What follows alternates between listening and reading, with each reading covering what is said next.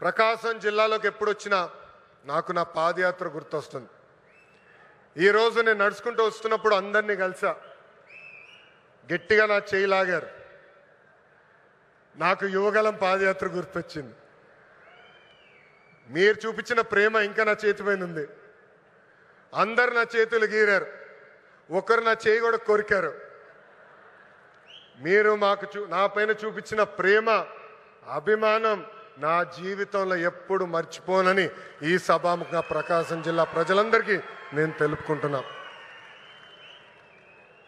ఉగ్ర నరసింహుడు నన్ను వదిలిపెట్టాడు కదబ్బా. కొన్ని కోరికలు కోరారు.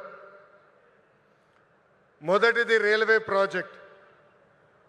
గౌరవ చీఫ్ సెక్రటరీ గారు నాకు ఇప్పుడే చెప్పారు, ఏప్రిల్లో అవసరమైన నిధులు మేము విడుదల చేస్తాం, ఆగస్టులో గౌరవ ముఖ్యమంత్రి గారిని తీసుకొచ్చి ఆ రైల్వే ప్రాజెక్ట్కి మనం ప్రారంభిద్దామని తెలుపుతున్నాం. వెలగొండ ప్రాజెక్టు కూటమి ప్రభుత్వానికి ఒక ప్రయారిటీ. ఆగిన పనులు తిరిగి ప్రారంభిస్తాం. చివరి ఎకరానికి సాగునీరు అందించే బాధ్యత మేము తీసుకుంటాం. ఇంకా తాగునీరు గురించి నేను చెప్పాల్సిన అవసరంలా. తాగునీరు శాఖ మంత్రి ఎవరు?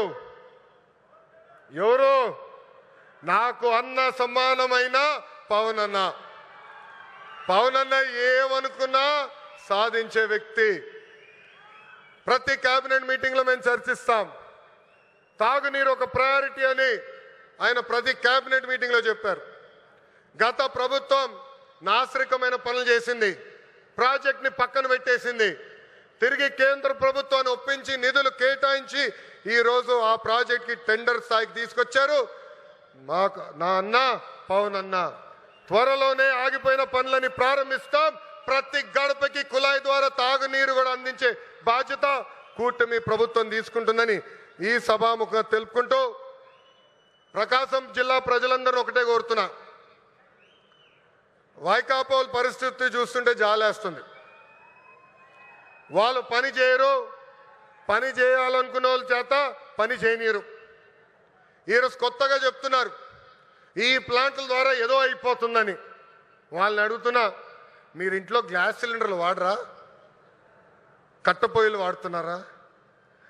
ఆ గ్యాస్ తయారు చేసే ప్లాంట్ ఇది. ఎందుకు మీరు అపోహలు కల్పిస్తారు? రండి, ప్లాంట్ చూడండి, వెళ్ళి మీ నాయకుడు చెప్పండి. అంతేగాని ఈ ప్లాంట్కి అడ్డు పడితే ఎర్ర బుక్లో మీ పేరు ఉంటుందని ఈ సభాముఖంగా వైకాపా నాయకులు నేను హెచ్చరిస్తున్నా. మంచి పని చేసాక వచ్చా, దమ్ము ధైర్యంతో ఈరోజు నిలబడి చెప్పగలుగుతున్నా. 10 నెలల్లోనే ఎవ్వరు ఉంచిన విధంగా ప్రకాశం జిల్లాకి నేను ఈ ప్లాంట్ తీసుకొచ్చా. అంతేగాని తప్పుడు ప్రచారం చేస్తే నేను మిమ్మల్ని వదిలిపెట్టనని ఈ సభాముఖంగా వైకాపా నాయకులకు నేను హెచ్చరిక చేస్తూ, నిజంగానే ఈ సమావేశం చూసినా, వేదికమైన ఉన్న పెద్దలు చూసినా, ఈరోజు ఈ కార్యక్రమానికి యాంకర్గా నిలబడిన ఉదయ్ భాను మేడం గారిని చూసినా నాకు యువగలం పాదయాత్ర గుర్తొస్తుంది. ఆనాడు బీసీ గర్జన పేరుతో నేను కార్యక్రమం పెడితే ఉదయ్ భాను గారు స్వచ్ఛందంగా వచ్చి ఆ కార్యక్రమానికి యాంకర్గా నిలబడ్డారు. బీసీ సోదరులు జరుగుతున్న అన్యాయం పైన ఆనాడు మేము పెద్ద ఎత్తున ఆనాటి ప్రభుత్వాన్ని నిలదీశాం.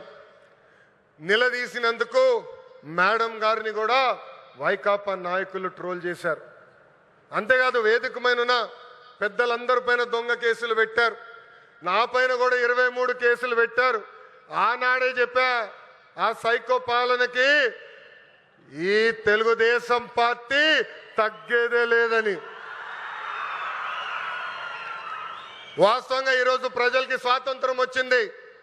94% సీట్లలో ఎన్డీఏ ప్రభుత్వాన్ని మీరు గెలిపించారు. మా పైన బాధ్యత పెరిగింది. మీకు అహర్నిశలు కష్టపడతాం, మీకు అండగా నిలబడతాం, మీకున్న సమస్యలు పరిష్కరిస్తామని ఈ సభాముఖంగా హామీ ఇస్తూ, ఇక్కడ పెద్ద ఎత్తున తరలి వచ్చిన తెలుగుదేశం పార్టీ కార్యకర్తలు కూడా ఒక విజ్ఞప్తి చేయాలనుకున్నా. ఈరోజు వాస్తవంగా రిలయన్స్ కార్యక్రమానికి వచ్చా. గతంలో మీ అందరు చెప్పా, ఎప్పుడు నియోజకవర్గానికి వచ్చినా మిమ్మల్ని అందరినీ కలుస్తా, మీతో కూర్చుంటా, మీతో ఫోటోలు దిగుతానని హామీ ఇచ్చా. త్వరలో మళ్ళీ IIITకి శంకుస్థాపన వేసేదానికి నేను వస్తున్నాను. ఒక రోజంతా మీతో ఉంటా. అప్పుడు ఉత్తమ్ కార్యకర్తలను కలుస్తా. ప్రతి కార్యకర్తతో నేను ఫోటో దిగుతాను. ఈరోజు మళ్ళీ తిరిగి నేను గౌరవనీయులు ప్రసాద్ గారిని తిరిగి విమానం ఎక్కించాల్సిన బాధ్యత నాకుంది.